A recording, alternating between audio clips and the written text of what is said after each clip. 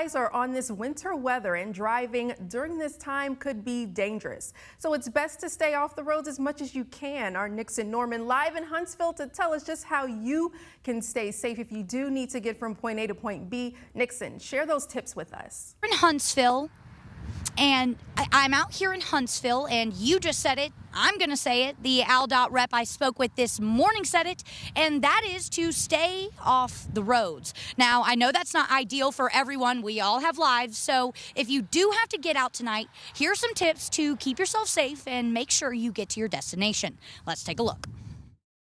Wet and cold weather can make road conditions undrivable. This kind of weather can also bring forth things like black ice and frozen overpasses. For starters, black ice can form on any road, and it's more prevalent at night. In order to avoid black ice, it's best not to jump on the road after rain or snow melt. As for bridges and overpasses, the reason why they freeze first is because there's no ground underneath them. So cold air can completely surround them.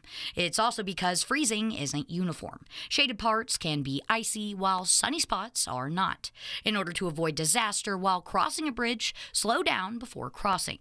Changing speeds on ice can be dangerous. But again, there's really no way to avoid overpasses or black ice if you are driving in this kind of weather. The best solution typically is not to drive when weather conditions are bad. So it's best to be prepared with your own emergency kit. Burkett says it's best to have things like charger, ice scraper, jumper cables, blankets, and it's also a good idea to have water and possibly some snacks, some kind of food, and any other critical supplies you might think you need. This kind of kit is important to have in case you get stuck behind a wreck, something happens to your vehicle, or road conditions are just too bad.